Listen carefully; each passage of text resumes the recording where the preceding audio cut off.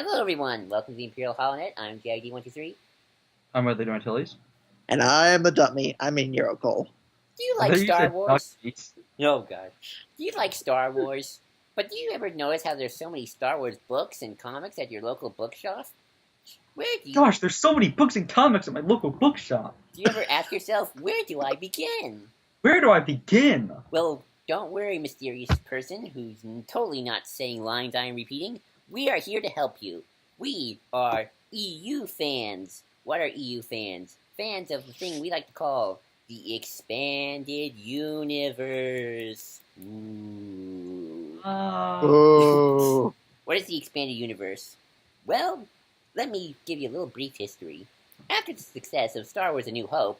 No, before the success of Star Wars A New Hope. Actually, before then... The summer of 1976, I believe, is when we started getting the Marvel Star Wars comics. After the film was incredibly successful, we got Alan Dean Foster, who did the novelization for Episode 4, the original novelization, not the Scoundrel, the Farm Boy, and the Princess one that came out recently. He did the novelization, and then he did Splinter of the Mind's Eye, which is the original EU story sort of thing. It's the first Star Wars EU story that is still in continuity with the EU prior to the 2014 reboot. Or at least the classic Marvel comics, and Cole will get into this, are canonical, but they're like a very low level of canon. Especially considering how they talk about Darth Vader, but we'll get into that. But yeah, in a lot of ways, the early continuity stuff stems a lot from the original from role playing, from RPG game booklets by I think it's West End Games. However, in Way back when. Exactly. However, in the year, hang on. What are you trying to find out? Probably in the another year thing. 1991. Yeah, 1991. Thrawn. An author by the name of Timothy Zahn decided to write a book taking place after Return of the Jedi. Too many people thought Star Wars was done. Kaputsky. All over. George did not want to do anymore. He did not want to continue. So he decided, or at least at the time, it was still in the air. It was in the air, but that's what the... Most people were expecting, like George was pretty much like, oh, don't worry, we'll be back, we're on hiatus, is all, or whatever. It was all over the place. Exactly. But, at that time, Timothy Zahn, a little-known author, decided to write a book. I don't think it was little known at that point. He was a big sci-fi author. I'm being dramatic. Yeah, but the interesting thing with the EU early on, especially started with Alan Dean Foster, who was kind of the grandfather of the EU, is that they didn't hire fantasy writers and space fantasy writers. They hired sci-fi writers. Exactly, and you can tell. Really interesting tone. You can tell with Heir to the Empire, which is considered by many, even though falsely, I know it's falsely, the first EU novel. But I would say Heir to the Empire is the first, foundation to the EU It kicked off the new continuity. Yeah, it kicked off the new continuity, and kind of what we knew for a long time. Especially, but you can tell it was written by Sci-Fi World because there's lots of cloning. But, and then over the years, many, many more books and stuff and games were developed. And, we want to help you, good dear listener, try and navigate through all this. Where do you start? Where do you end? Where do you go forward? Where do you go backward? Well... Where do you end? With a really, really, really, really pointless ending to the continuity that cuts off where there's still a story being told actively. I heard about that. It's called Conjurance or something. I forgot what it starts with a C. Contrivance? Nah, no. I think you should talk about the book itself. Yeah, I'm talking about the book. I forgot the name. Cataclysm, I think. Something like that. Anywho, we're here to help you. Yeah, it was Cataclysm. So, first Will correct us, probably, because he's the big EU fan. Right. So, first things first. You gotta know, there are levels of continuity. And to help us explain that, our good friend Nero Cole. In the form of a song. There's... G-Canon. G-Canon, which... Okay, so... Okay. Cole. This is your... Like, the most knowledgeable about this. Okay, I totally can copy and paste from Wikipedia. No, we could never do that. We're professionals. We totally didn't do that, but we'll talk about these as we go down. First we have the G-Canon, which is the George Lucas canon, which are the 6 episodes. Anything y'all want to add? They will always be canon. Clone Wars is within this now. Like towards the end of the continuity, before we got the Disney stuff, TCW was kind of thrown in with this canon, Which is funny because TCW kind of started retconning stuff. Quinlan Voss. which is why it's kind of part of that canon because it's higher up. Right, Quinlan Voss. So like it's kind of like things from the other continuities are canon until proven otherwise. Exactly. Is the role, which is the role somewhat with the new continuity, but is not for other things. It's weird, but we won't get into that today. That's for later. We actually did get into that last time. Anywho, Yeah, so Next level is television canon, which is basically Star Wars Rebels and Star Wars: The Clone Wars. well, Rebels isn't within that. I think is it not? were you talking about then would that count as the 2000 2D Clone Wars? I don't know what year it came out. Could have been 2003. Yeah, it was 2002. Okay, it was almost I think. right. Oh no, it was 03, I think. I was right then. Okay, 2003 Clone Wars. Yeah. But yes, CCW. So it's the Clone Wars and Clone Wars, along with I don't know any like other possible things that would have come in, as well as with it or.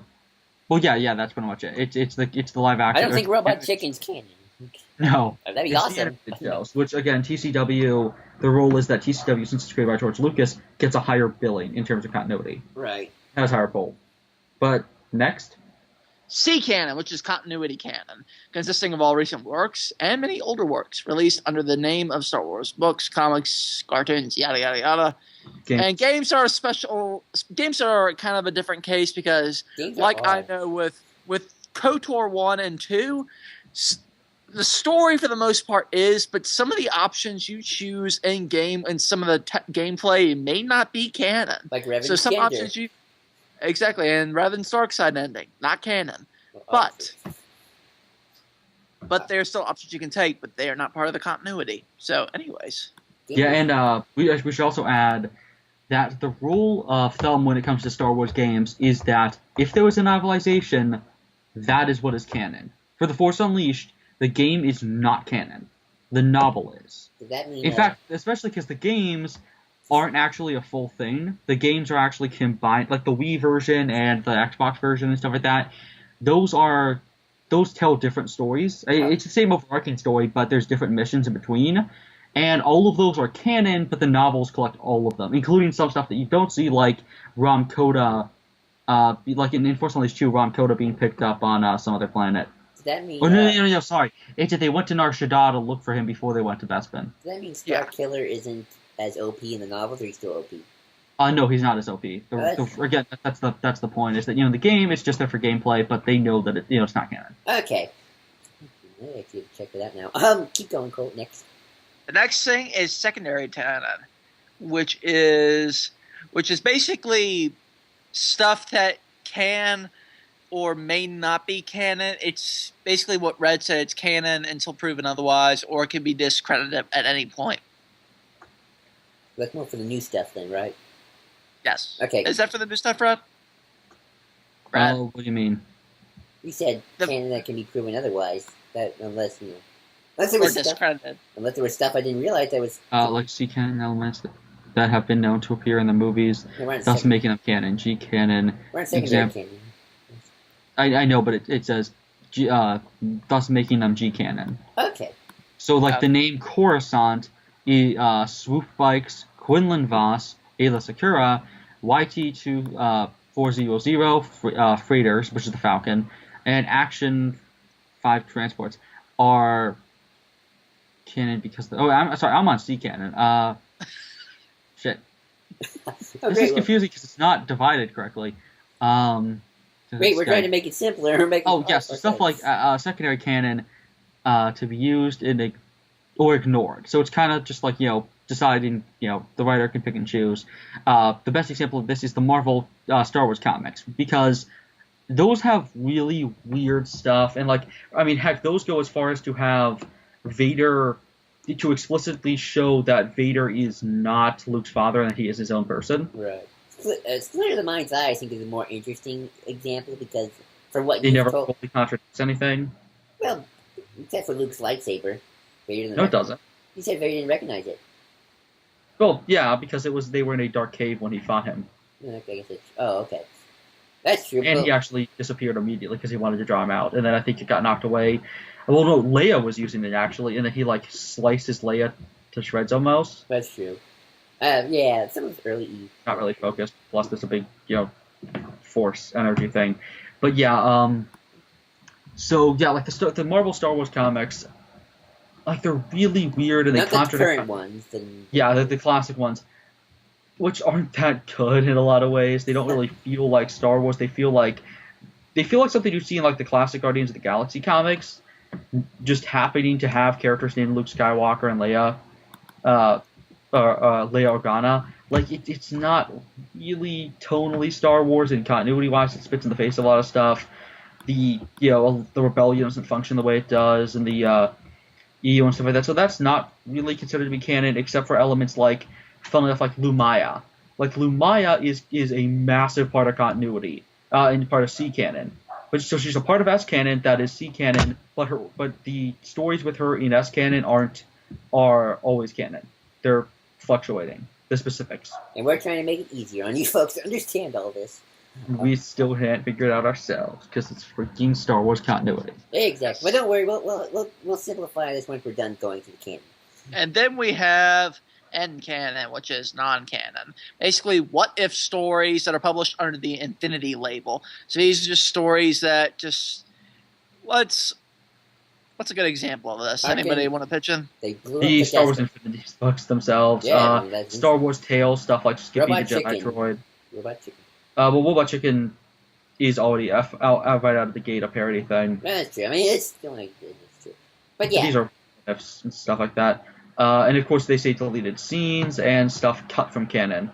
So, like Quinlan Vos being Cole. Yeah. And I think that's it. Now we can make it simpler for you people, because now we're going to tell you, where the heck do you start? Yes, so I have to ask, where do we start? I would actually want to... When do we start? When do we... Now. Okay, where do we start? Okay. I would suggest to newcomers... is crying somewhere. I would suggest to people who are wanting to get into the EU, read an EU book that takes place within the film continuity, within the film timeline, so you get your familiarity. And it's like directly involving those characters. Exactly. I made a list, and we made a list for you. We haven't read some of the books ourselves, but we tried to think of the good ones and the ones. I've read most of them for this list, at least. And we shall begin with Darth Maul, Shadowhunter, which is actually something I used to have on tape. And Lockdown. I had hold on, sorry about the burp. I had Shadowhunter on cassette tape when I was a kid. I don't remember the story that much. I probably would like it more if I was an adult. I wasn't paying attention at the time, kid. It's just part of that more, like a lot of the stuff was done in Star Wars Tales as well, of just Darth Maul doing his thing and setting up, who he is. Right. How much of a badass he is. It's a simple story. How much does it connect to, like, other EU things? Like, 'cause that's the thing that EU books tend to do, especially when we get into the deeper ones. Tier 3 books. Like, it just stand on its own. It's like, oh, it connects to Darth Maul, but, it doesn't have any big revelations to something that's going to happen. I think Plagueis is offhandedly referred to, like, not by name, but I think he is indirectly mentioned in one of these. Okay. That's about it. Alrighty, so not much. The next one, Labyrinth of Evil. I actually just read this one. Well, we said we would put that with next, the Dark Lord trilogy, which is Labyrinth of Evil, which immediately sets up Episode 3. I was about to say that. Revenge of the Sith novelization, and then Dark Lord: The Rise of Darth Vader, all of which were written by James Luceno, who was... Matthew Stover wrote the ROTS novelization, but two of which by Luceno and then one, right? Yeah, those two were written by Luceno. Yeah. I've just finished reading, actually, Labyrinth of Evil. Actually, not reading, listening to it on audiobook. That actually is pretty good at standing on its own. You might get a little confused. Well, actually, no, you would probably want to watch Revenge of the Sith first. This is for people who already know the... It deals with General Grievous, who is General Grievous. It actually does mention Asajj Ventress, but only offhandedly. She was already gone by that point. Yeah, there's a few mentions to other EU characters, but they're just not like this background stuff. But yeah, it sets up a lot of good stuff with what's going on politically in the Republic. New Gunray appears, so that's a plus for me. Deals with them searching for Darth Sidious. because in episode 3 they're searching for Darth Sidious. And then I haven't read or listened to Dark Lord Ride the Darth Vader in a long time, but that's a good one to start with, just in case you want to know where Darth Vader's origins are. I guess his true origins, or Revenge of the Sith, but you want to see like what his first days in the office were. Him hunting down the Jedi. There aren't really too many connections to other EU things, at least not in Labyrinth of Evil. I don't know about Dark Lord. Oh, Dark Lord, definitely. Dark Lord is really, really good, because it's Lucino. There's so much continuity stuff when it comes to him. Yeah, we gotta be careful with Lucino. I bet in Labyrinth of Evil, if I read that, I would probably catch a bunch more, and then if Will read it, he'd probably catch a bunch more. Probably, but I'm saying catching it, but not getting bogged down by it. Yeah, that's kind of how Lucino rolls. Okay, but though, I think these ones actually still would be good though, just because they're in that era. So yeah, next one is Jedi Quest. I don't know what that is, but Red, you really.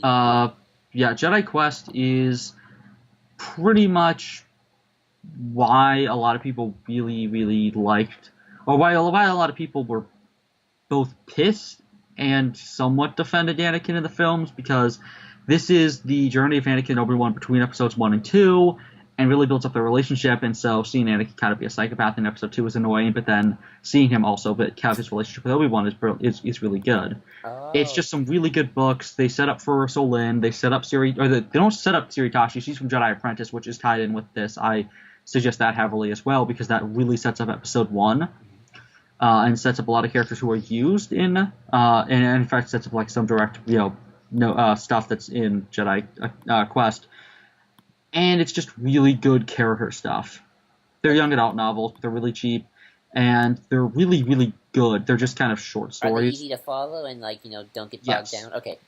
Because they're written not for kids necessarily. They say like they're for young adult readers, but anyone can read them. It's really more just that they're shorter. I have a few young adult Star Wars novels actually. They're actually pretty good. So yeah. Okay. Sorry. Did you finish? Yeah. Okay. So, the next one is the one that I have the most bias for. It's the one I actually started with as a kid. The Thrawn Trilogy. This is kind of everybody's go-to when you ask where should I start. They always say Thrawn Trilogy because it kind of is the start of the EU canon, even though technically Through the Mind's Eye is, but I won't get into that just yet. This is the one that sort of sets up a lot of things. It sets up Mara Jade, it sets up the Solo Twins, it sets up Thrawn, he's a big icon character in the EU, and there's a few other ones as well who we'll get to. Doesn't it set up Leia's political rival as well? I know. Of course. It sets up Coruscant. It sets up Coruscant. It sets up. It gives Coruscant its name, actually. Yeah, that's kind of cool. There are a few Obi-Wan leaving. It sets up a lot of stuff. So this is the book, if you want to know... Right. The one caveat, though, I would say, is that things are... Like the cloning thing, clones are not as... I mean, you can always come up with some headcanons for all of this. There's some minor continuity errors, but yeah. With clones... Just offhanded mentions. So, yeah. But yeah, it's pretty good. I would start with here as well. I started here. And then next we have the thing that got me into Star Wars, which is the Clone Wars Multimedia Project. The 2D Clone Wars show, the Dark Horse comics, the other Dark Horse comics, the Clone Wars games, stuff like Clone Wars Battlefront 2, Battlefront 1, and stuff like Republic Commando. This is why I love Star Wars. It's just amazing stuff. Some of the best stories from the Star Wars universe told in this era. Brilliant, use of continuity, spat in the face of by Clone Wars, which I love, but still. And just this stuff's amazing. The Dark Horse comics, the main ones are really good from the Republic book when it became all about the Clone Wars. There's the one that's tied to the 2D show that looks more like the 2D show. Those are really good. And flesh out some characters. This just really makes the prequel universe, just shows why the prequel era is really good, and has so much potential for storytelling. This introduced Grievous in the 2D show. Yep. Actually, that's what I knew about. The project introduced Grievous, Dirge, Ventress, fleshed out Dooku, did all kinds of things. I would recommend getting the Battlefront games and Republic Commando, especially Yeah. if you want Battlefront 2 especially is like a personal story of a clone trooper who was during the events of all the things like Operation Nightfall, Geonosis, all of that. So if you want to know more and get into a clone's head about what happened, those are the games to play. Mm-hmm. And the Revenge of the Sith game. Right. Yes. And Clone Wars, the game. Right. Next one, Shatterpoint. I didn't read that. I know everyone loves it. Shatterpoint is just fantastic and is easily one of the greatest Star Wars novels of all time. It's just great analysis of the light and dark side. It's not even about the light and the dark like yin yang kind of thing, or what is the nature of the light and dark in contrast to each other. It's really more just about what the light side means. So the best quotes describing what the Jedi are about come from that series, or come from this book. It's all about Mace Windu, and it fleshes out Depa Billaba and explains why she's not in Episode 3. It is a really personal story. It's really character-driven. It has a really good villain. And there's only droids at like 1 or 2 points in the entire book. It's a character piece, and it's fantastic and perfect. And I mean, it has some flaws here and there, but for the most part, it's a great adventure story and just a great analysis of the light side. Again, just some of the greatest Star Wars quotes come from this thing, a great analysis of what the Jedi mean to the galaxy. Like one of my favorite points which Mace makes is that the Jedi don't fight for peace, they fight, or like for the Jedi, they always say, they're about nature and instincts and emotions, but that's truly the dark side.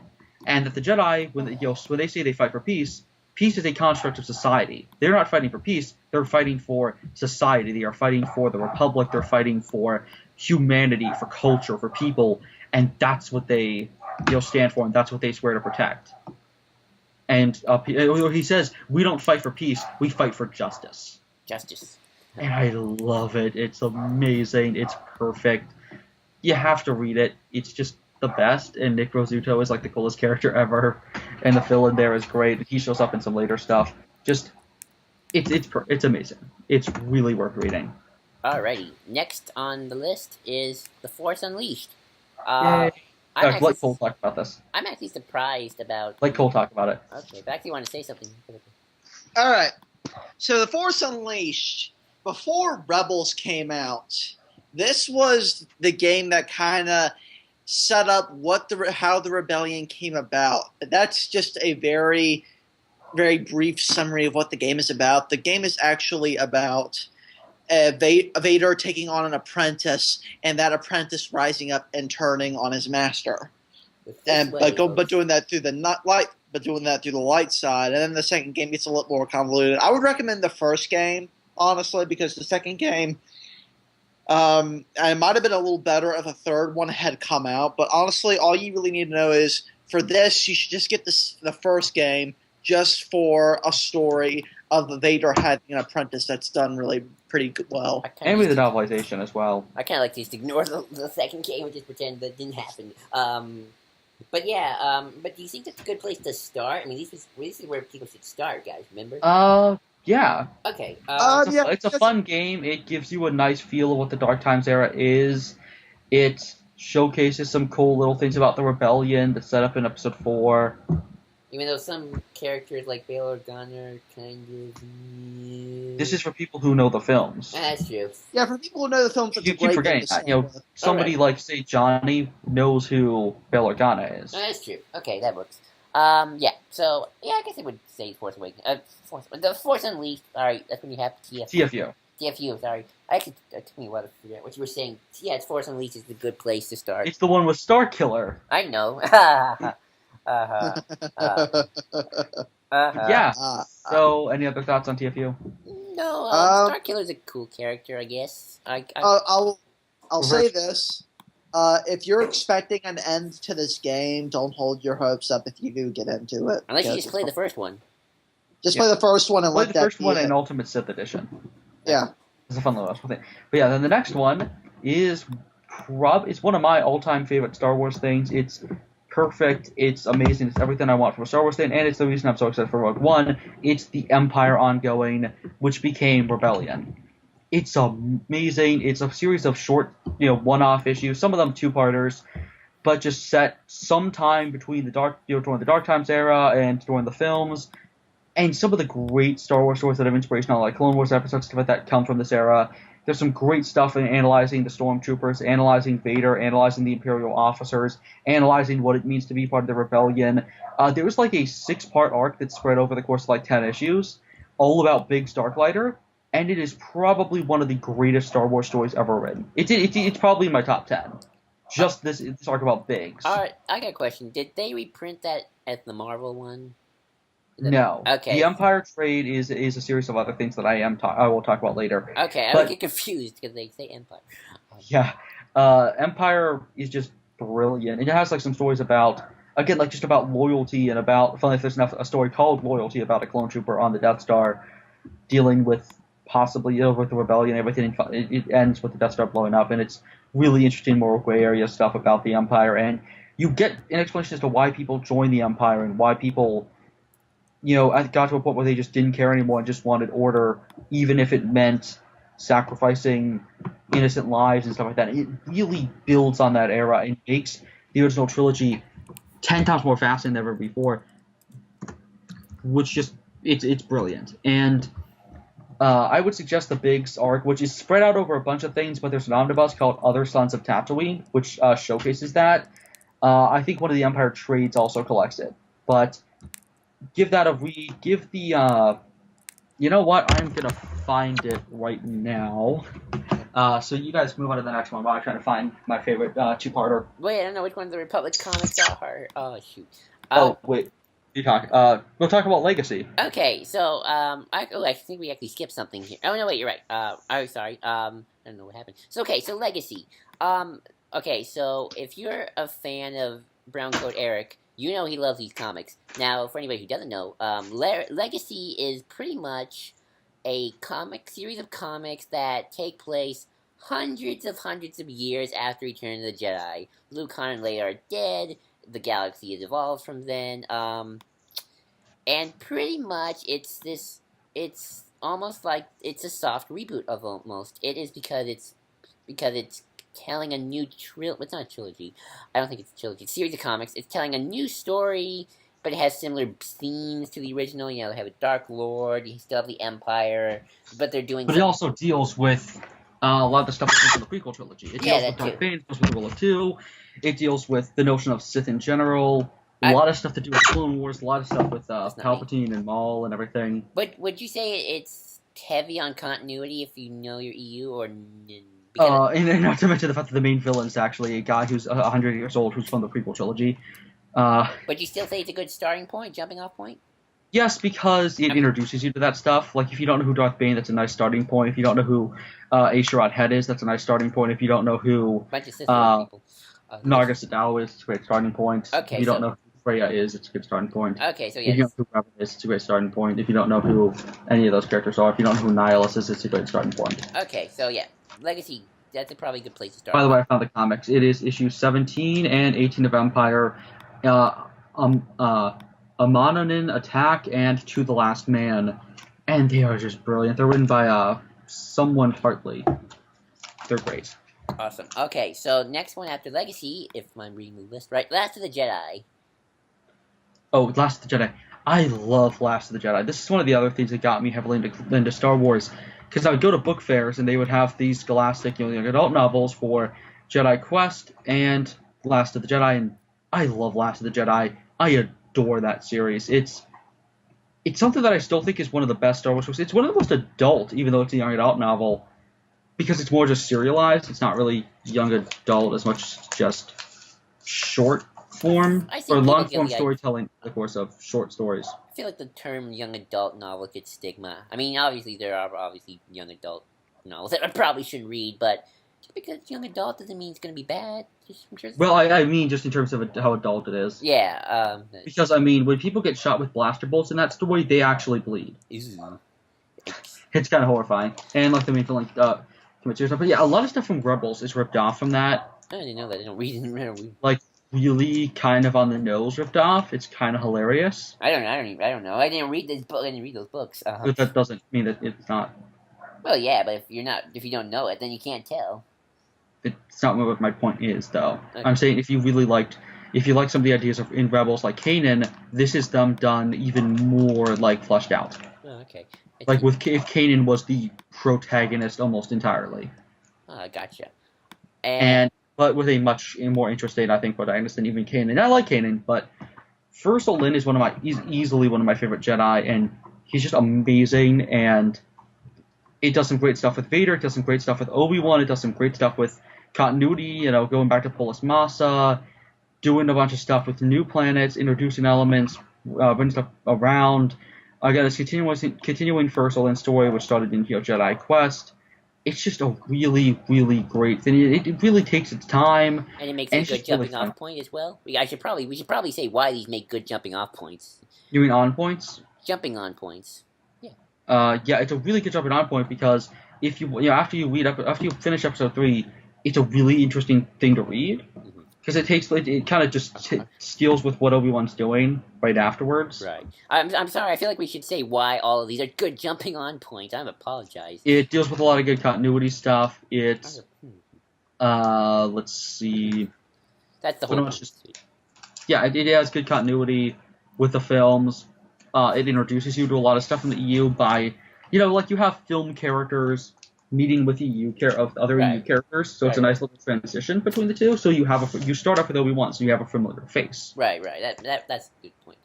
Which is the best way to go with those sorts of things. Yeah, I agree with that. So I just realized all my Empire books are now bent. Ouch. That's not good. Yikes. Okay. Oh, I hate that. Anywho. Priest in the middle. No. So, after Last of the Jedi, we have the Republic comics. Now, are you talking about the New Republic, or... No. Republic as in the book that started with the miniseries Prelude to Rebellion, which is about Ki-Adi-Mundi. Okay.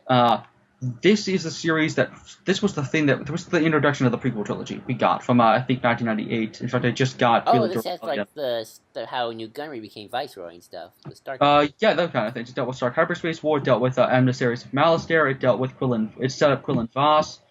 It did all kinds of interesting things with just those characters. Set up the Dark Lady, or Dark Woman, or whatever the heck her name is. The woman who trained Ki-Adi-Mundi. Right. And it's a good place to jump off because it's pretty... And ties into Legacy because Aisharad Het. Oh, cool. So, this is a good place to jump off because, it's going to tell you... You mean jump on. Jump on. Jump off. Jump on. Dang it. Jump on because it tells you where we got to the prequels. Exactly. And it introduces you to characters who you're just seeing in the background. Like, again, Ki-Adi-Mundi and Depa Billaba and Mace Windu and Plo Koon and Adi Gallia and all of these characters who become really interesting when you read this stuff. Okay. And this became the Clone... This is what...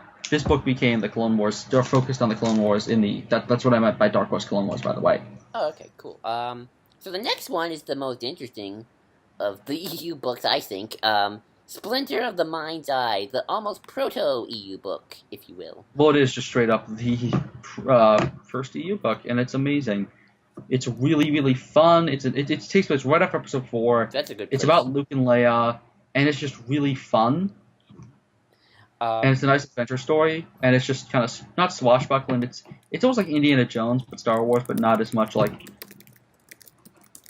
It's just really good.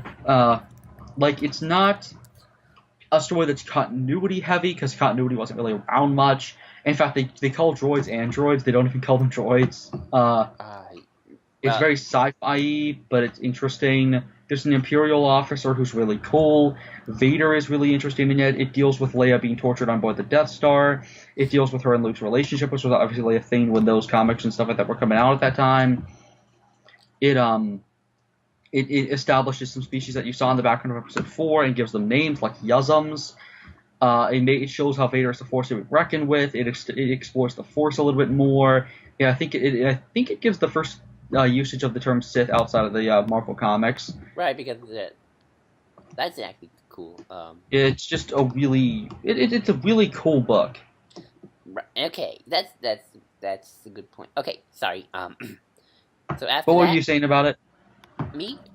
Yeah. Oh, I was just saying it was interesting about the whole Sith thing because That's the first time you hear it out before Phantom Menace. And it's script. But now, Well, it's obviously on the script. You mean spoken aloud? right. Right. Okay. So the next one is one I have a little bit of history with, but not too much. But I do know about it. Dark Times. This is a good place to start as well because it's right after episode 3. You get to see the Empire kind of rise. You kind of see During at some points. During.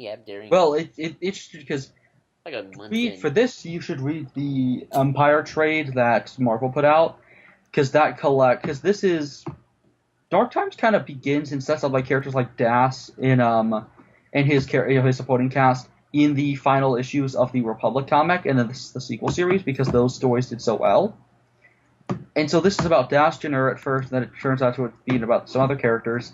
But it's just a really interesting thing about Jedi trying to be Jedi in a time where they're on the run and everything, and trying to do the right thing. And it's really about the nature of what the Jedi are supposed to be for the galaxy, and them reevaluating the Jedi's role in the galaxy, right? And their morality and.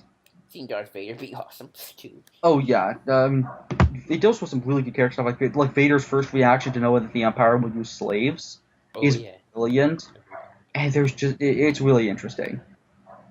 Right. So yeah, that's Dark Times. So Darth Vader and the Lost Command. I actually never heard of this one. This is new to me. This is about Vader, Palpatine telling Vader to kill Tarkin's son. So that he will, and say that it was a bunch of rebels, like right after episode 3, so that he will be completely loyal. Is this a good place because of, just because it's after episode 3?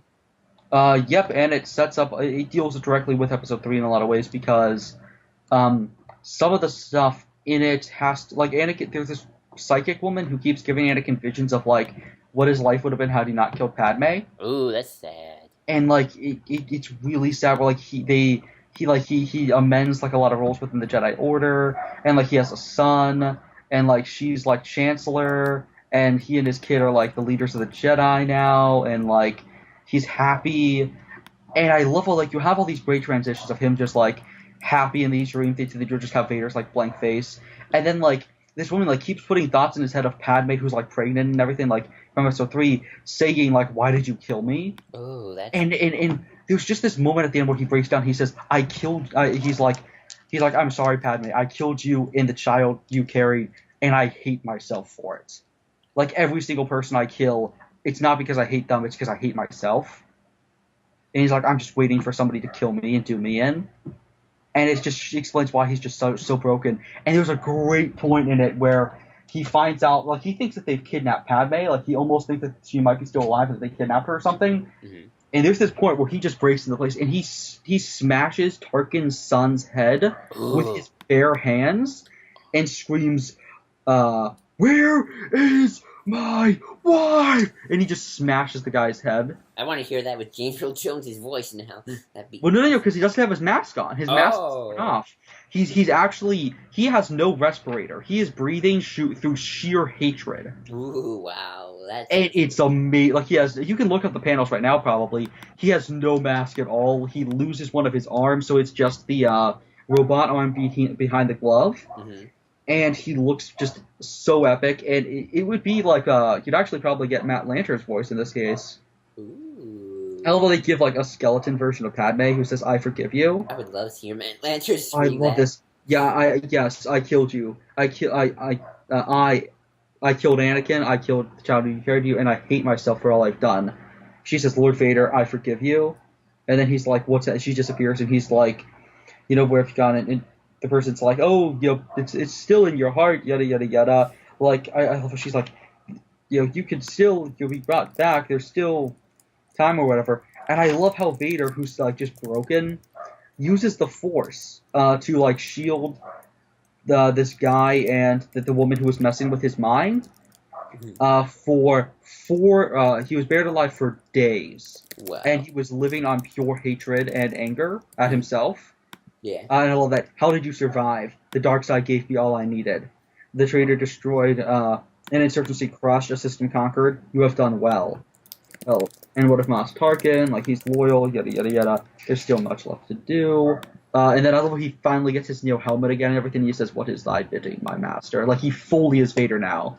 like that last shred of doubt and that last shred of Anakin is gone. Wow, that is depressing. So It's fantastic. that's cool. Okay, You need to read that trade. It's so I'll good. try and find it. So the next one you listed is The Purge. I assume it's about the Purge. Yes, that is also in the trade. And it is pretty much Vader having to purge himself of all of his emotions, hence the title. It's a series of one-shots. It brings back Shea Kun from Star Trek Space War, who was Plo Koon's niece. It uses Oppo. It has like gray versions of like LAATs, some shuttles from Clone Wars. It just has some really cool stuff. Like there's this one story about this people who they kind of almost worship the Jedi. Mhm. And so what Vader does is he makes it seem like the Jedi trying to destroy one of their temples or something. So he makes everyone think the Jedi are psychopaths and evil. Mhm. Tyrant's Fist is that story. There's another one with really beautiful art where it's like Vader tracking down a Jedi just on his sheer hate and ingenuity. And it's really cool because it's a progression. So Shea Kun stuff is really cool where it's right after. What's great is when he kills her, she sees Luke. Because she's telepathic. When he stabs her, she sees Luke. She sees Vader redeem himself. She sees Kyle Katarn, that Mon Calamari in person, Corran Horn, Mara Jade, and everyone. And she's like, the future does not depend on me. There is no death. There is only and then she dies. Mhm. And it's just really interesting. It gives some good send-offs. It shows Jocasta Nu getting killed, which is sad. But yeah, the series of one-shots is just amazing. It also gives Butlar Swan's death, which is really sad because she gets stabbed by one of her friends who was also in episode 2. But yeah, pretty much he doesn't want to go after there's 13 Jedi who are holding out, and they leave a thing to make him think that Obi-Wan is there so that he'll go, and then they trick him and they nearly defeat him. There's 13 Jedi there. And they get in some hits, they take down one of his arms, but in the end he overcomes them mainly because Oppo comes in and saves him at the last second. Uh-huh. But what's great is it's dealing with the Jedi trying to be the Jedi in this horrible dark world, that they're in, and them struggling with remaining themselves. Vader loses part of his helmet, which is really cool. It's exactly that shot from Rebels where one of it you could see his eye. Oh, that's cool. And again, Oppo's in it, and I love Oppo. But yeah, The Purge is really, really, really, really fun. Well, not fun. It's depressing and tragic and sad. I don't know why I said it was fun. It's fun if you like depressing, tragic, and sad. Yep. So But it's really cool because Vader is just on a warpath trying to get Obi-Wan, and he doesn't care about any other Jedi. Mm-hmm. And again, it's all about purging his emotions, hence The Purge. And he slowly grows, and you see him become Vader pretty much. By the end, he is the mastermind, and at first he's just a wild animal. Then he becomes this brilliant tactician, and then he becomes smarter and smarter. And by the end, he fully becomes the Vader we know and love. The Vader we know and love. I love that. Okay, that sounds cool. So, last but not least, oh, sorry, I was looking at the wrong list. Last but not least, for places to start for fans of the films, I can't believe I forgot about this one. Shadows of the Empire, which is the book that takes place that is in between episodes 5 and 6. It introduces characters such as Shizor. Oh shit, I just forgot his name. We were talking about it. Dash Rendar, which is a Han Solo ripoff. Well, yeah, that's what's great about him. He thinks he's Han Solo, and he's not nearly as cool. I know, that's what I was saying. Dash Rendar, it has a cool little rivalry between Vader and Shizor. It shows. Yeah, I think it introduces swoop bikes. It also shows how the Boston stole the Death Star plans and how many of them died to bring him the information. Yeah, it gave us the Outlander or Outrider, whatever the heck it's called, his ship. Right. Gave us some nice personal stuff with Vader because it's the first time we got Vader actually dealing with Anakin Skywalker's thoughts. Right. Apparently there's some really good moments where he slips into the Anakin Skywalker personality because he's trying to take down Luke. Right. And so thinking about Luke makes him think about Anakin, and so I think he says in his head, I think at one point he refers to himself as Anakin or something, and he hates himself for it.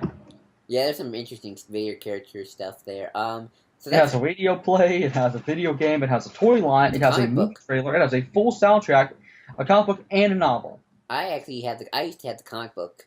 I kind of want to. I have the novel. I wish I should I probably want to get the listen. soundtrack because Caesar's theme is really cool. Ooh, cool! I'll take a look. So yeah, That's a good place to start. And with that, we now move on to where to start stuff outside the films. So this is where you start getting to just EU stuff. This is where characters who are set up in the EU, brand new. This is where Cole can actually say something. Right.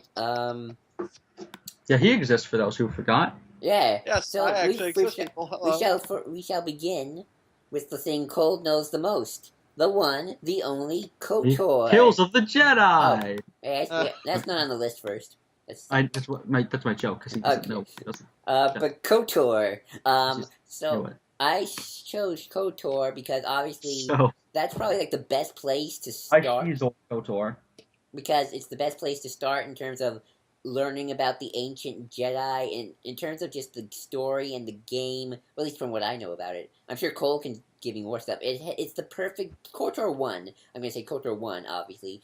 It's the perfect blend of traditional Star Wars, but you got a lot of new stuff with all those Sith and Jedi running around. You got some sci-fi elements. Got some fantasy elements. But yeah, it's a Star Wars game set in the deep, deep past.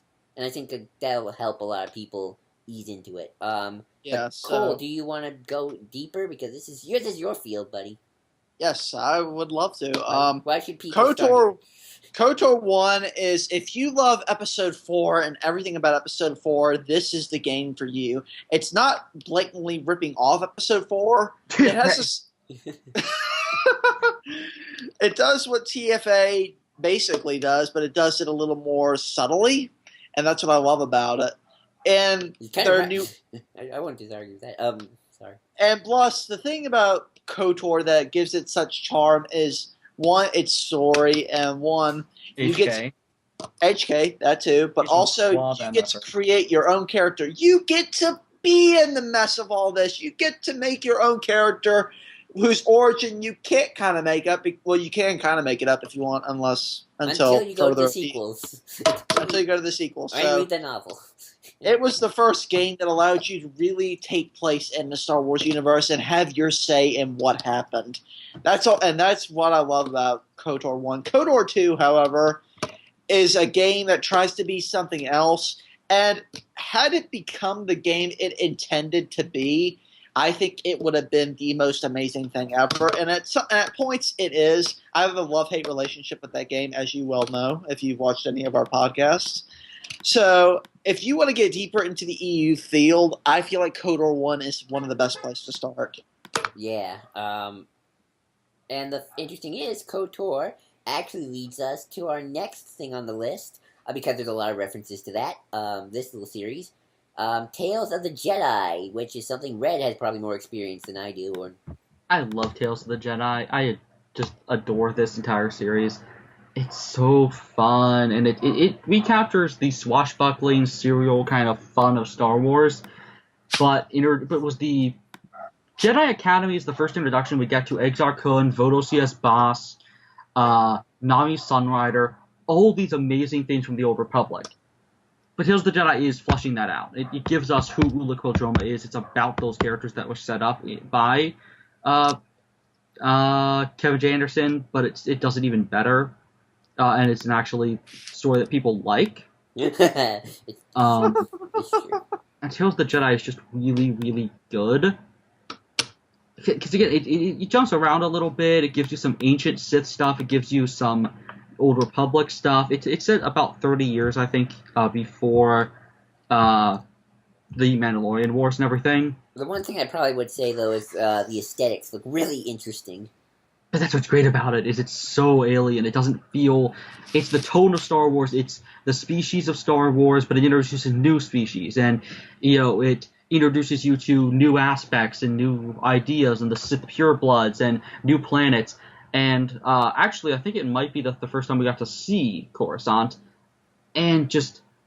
it gave us so much history and so much depth to the Star Wars universe. I thought Coruscant first appeared in Heir of the Empire. That's why I said... Oh, okay, comic book, sorry. and and they got radio plays, which are really cool. And again, the characters are really awesome. Just the art is really amazing. The aesthetic looks brilliant. It's something so foreign, but so primally Star Wars. It's you have to see it to believe it. Really, it's amazing. Okay. And it's just fantastic, and I love it. And it's a great title. Okay. Use it for one of the movies. Actually, wouldn't mind. Actually, probably should. Actually, that would be a cool title. Okay, so these next three, are you sure you want to put these as starters? Well, this is more. No, this is. I would put. SWTOR, yeah. Yeah, SWTOR, yeah. Oh. Okay. Same with Dawn of the Jedi. Dawn of the Jedi is set before TOTJ.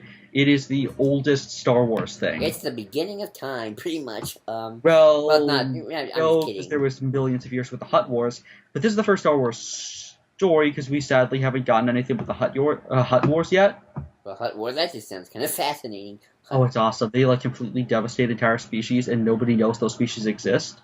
Well, that's not because they destroy their cultures. Right. But yeah, so this is about the Tho-Yor arrival and the birth of the. Hold on, I forget how to spell it. Like the Jedi and the Sith. The first great The schism? Jedi, the Jedi order. Okay, then. Jedi. Who were the predecessors of the Jedi. It sets up the Pogan and the Ashla, which are the light side and dark side, respectively. It's the Force Wars. It's the beginning of the Star Wars, history. It's the first great schism, I believe. It's awesome. It sets up why they're the Sith. It sets up just everything that's cool about Star Wars, and it's really interesting stuff.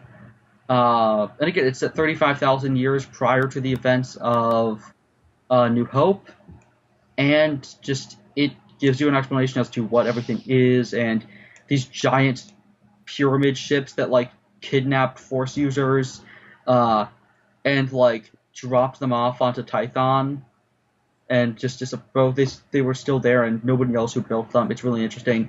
Maybe it was the Celestials, maybe it was the Infinite Empire, maybe it was the Gree, who predate both. Who knows? Factions that were long ago.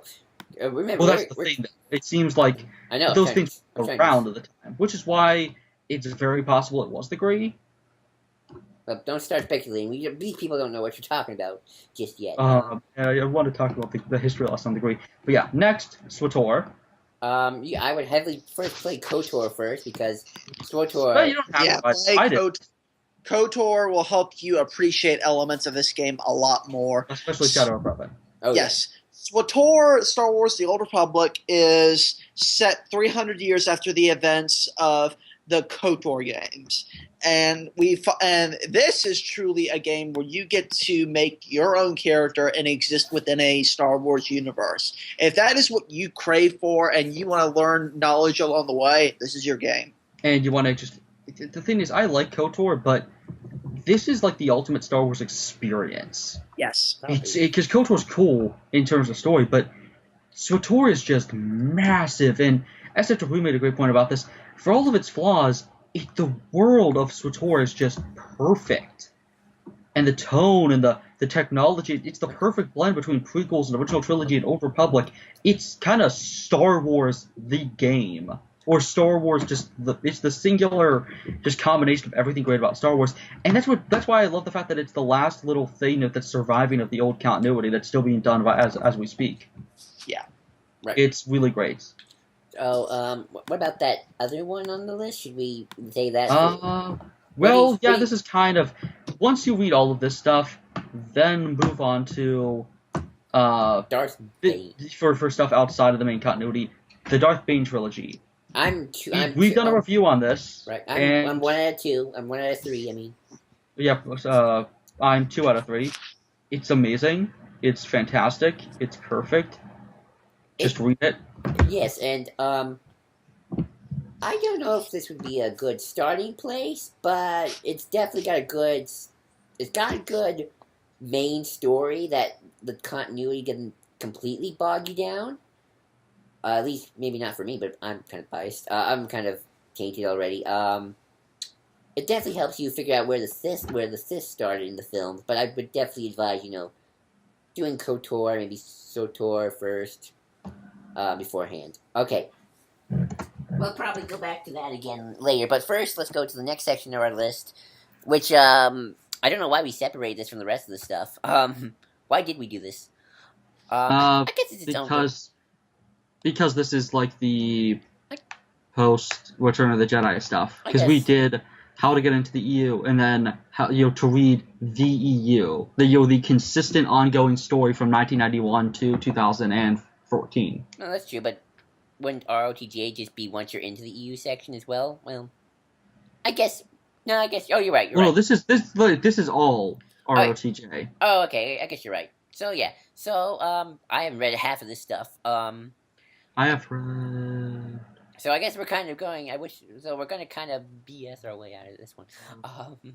I do know the Jedi Outcast games. You should definitely play those. Once you're yes. Speaking of the Jedi.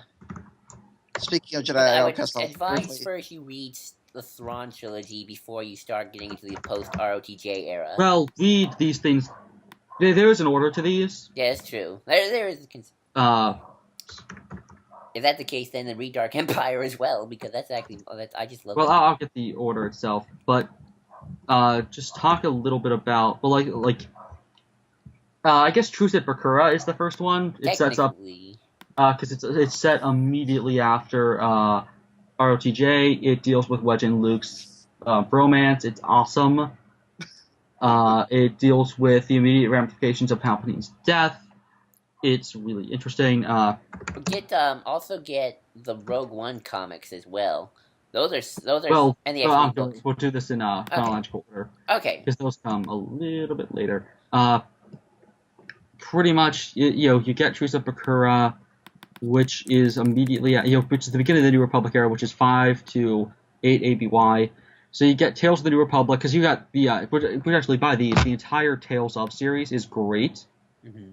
Tales of the Jedi, Tales of the New Republic, Tales of the Empire, Tales of the Bounty Hunters, Tales of Jabba's Palace, Tales of Mos Eisley Cantina. They're all amazing. But yeah, so you got stuff like. There's a lot of in-between stuff as well.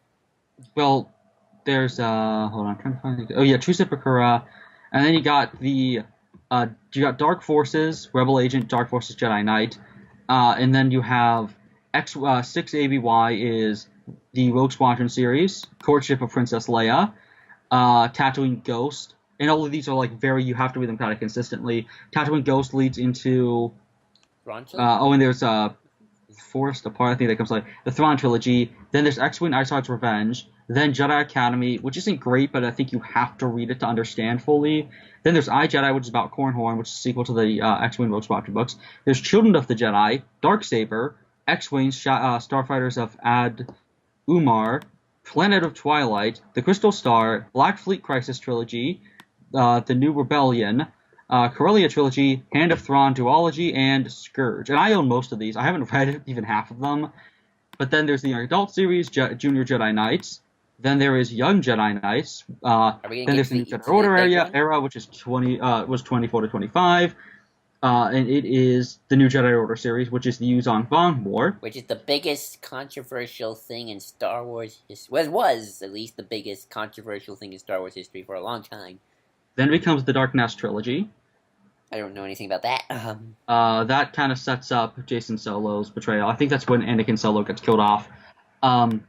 That's when spoilers. We get Legacy of the Force, which is by Aaron Alston, who's amazing and has passed away, which means we won't get any more of his work. And then you get Millennium Falcon. I forgot about that book.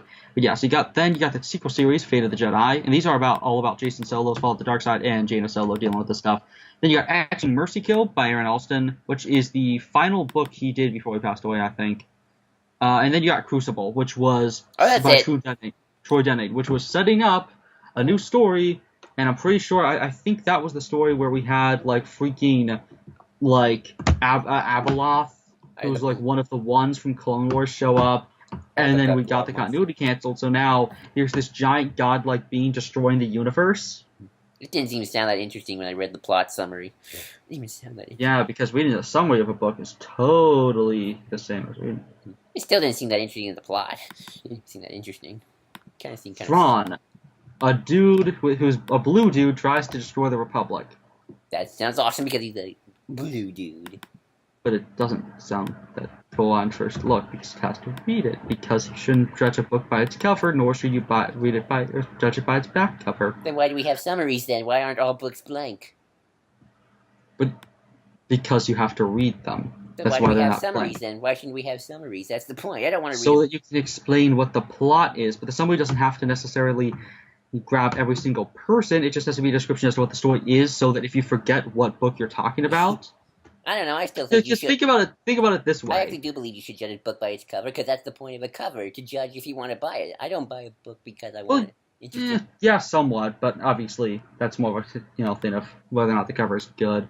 Obviously, with old, obviously with a beginning of a franchise, it doesn't matter too much. But then with the Star Wars book, if you really like stormtroopers and there's stormtroopers on the front, you're probably gonna pick up the one with stormtroopers. That is cool. Anyway, anywho. If you like blue people, see a blue person, you're probably good.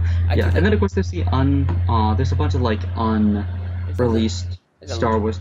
And then it goes to Legacy, well, the comics, which is technically part of the. Oh, we already talked about Legacy, but yeah, you're right. So that's the entire Return of the Jedi stuff, and we just kind of blew through that because we don't. Poor Will. Well, we don't know anything. I don't. Sorry, Will. So now we go to the other stuff that once you're into the EU you should read. You put Plagueis. Well, Plagueis, yes, Plagueis. That I would say Plagueis for last almost. Somewhat. Obviously, don't wait through all of the post Return of the Jedi stuff before you read Plagueis. And also, there's some good novels like Kenobi, like Death Star, Millennium Falcon. Tarkin technically counts in my mind because that was written for the old continuity and was just workshopped for a little bit to make it for the new continuity. I mean, there's good, there's bad, but overall, it's still so. It's Star Wars. Oh, also I forgot to mention the Bounty Hunter books. Oh yeah. Which are about Boba Fett, Boba Fett, Mr. Bob A. Fett. We did talk about the Republic Commando books as well, but I guess we did talk about Republic. They're decent, but they're really anti-Jedi, and kind of Karen Traviss is. Yeah. Karen Traviss is a good writer though, so read them I guess if you like the Mandalorians. Well, actually, to go back on the list, you put Corellia trilogy. Corellia. I have no idea what that is.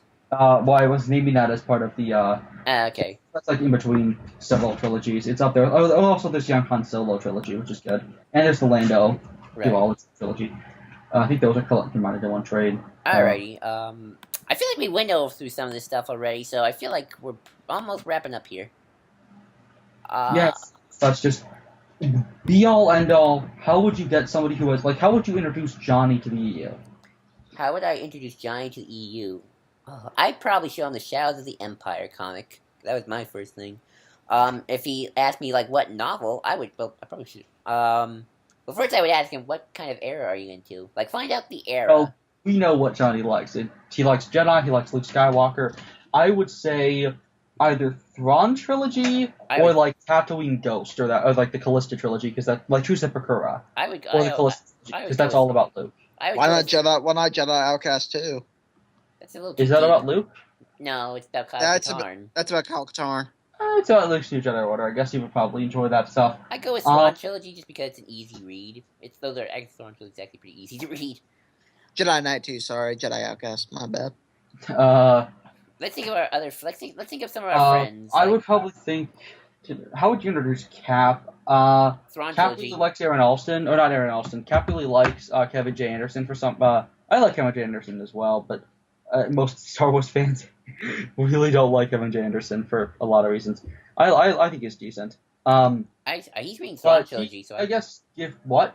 He's reading Thrawn trilogy, so I would go with that. How would you introduce Ian? Well, I would. If he started that, then I guess that wouldn't be a way to introduce him if he's already read it. I would say Jedi Academy, even though that's not the greatest thing, it still introduces you to TOTJ, and he worked on TOTJ as well, so that, or one of the other books by Kevin J. Anderson, so, I think that's some of, the Young Jedi Knights sorts of things, or some of those are Stackpole. Since Cap likes sci-fi, I think he would really like, like the Dark Mass trilogy I and think he like likes Thrawn trilogy as well. I like he's reading. Well, he already said he read that. Okay. You can't introduce somebody to something they've already read. Oh yeah, duh. How would you introduce Ian from Sid Part 2? Because I accidentally introduced him to Pelagus, and I feel bad. I feel bad doing that. I would probably, because Ian loves Sidious.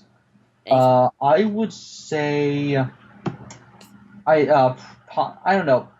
Maybe just because it's a quick read and you would get to it quickly. The Last of the Jedi series, because he's a major part of midway through. Okay. And that's Dark Times. He'd probably also really enjoy, probably either hate or really enjoy, just get a kick out of it, Dark Empire. Oh, I would. I should introduce him to that, because I actually really like Dark Empire just because it has Palpatine. I agree, it's ridiculous as all heck, but I have a soft spot for that comic series. Is Palpatine in Death Star? I don't know. I never read Death Star. Okay.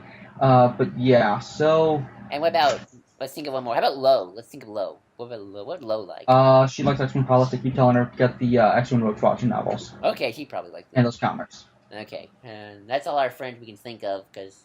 Well, Mask is reading. What about Dan? What about Quill?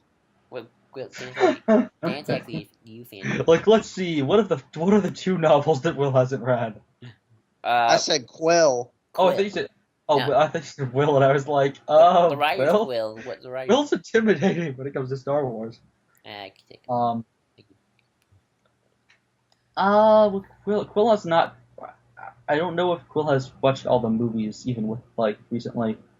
Yeah. Manos. Which is always funny when we're talking about Star Wars. She's like, I have nothing to add to this conversation. What about Manos? He's old-timey Manos. Oh, Manos with Rob. Sorry, Manos. I love you. Probably something in maybe he's like Splinter the Mind's Eye. Yeah, that's kind of up his alley. So yeah, probably Splinter the Mind's Eye. It came out during. What about Steve? It came out. Well, Steve read all of some of these. That's what I'm saying, because he's a really big Dark Bane fanboy. He also likes the Legacy of the Force comics. Ooh, what about Mass Sci-Fi fan? Even though he's reading the new stuff, like if you want to get him to the old stuff, what would you introduce? Oh yeah, I don't know Mask's tastes in Star Wars and what his favorite eras are and stuff like that. He seems easygoing. I think Thrawn trilogy would be fun for him. You keep saying Thrawn trilogy for everything. Well, it just seems like an easy choice. And it's a good. I don't know, because Thrawn trilogy is still a full trilogy. Darth Maul Shadowhunter, then? Is he a prequel fan? He doesn't seem to hate on them. I've never seen him hate them.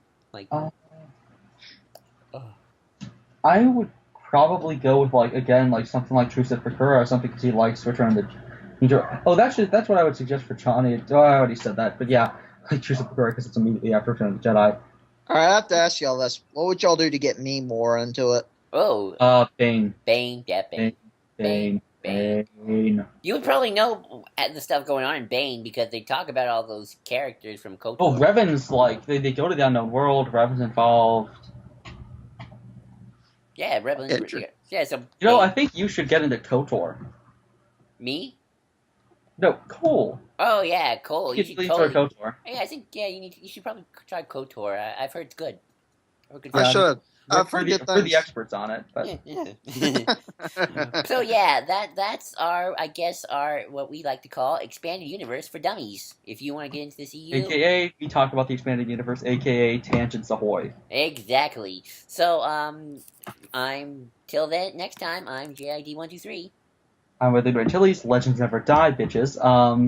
And I'm Nero Cole telling you, may the force be with you. Always. Always roll.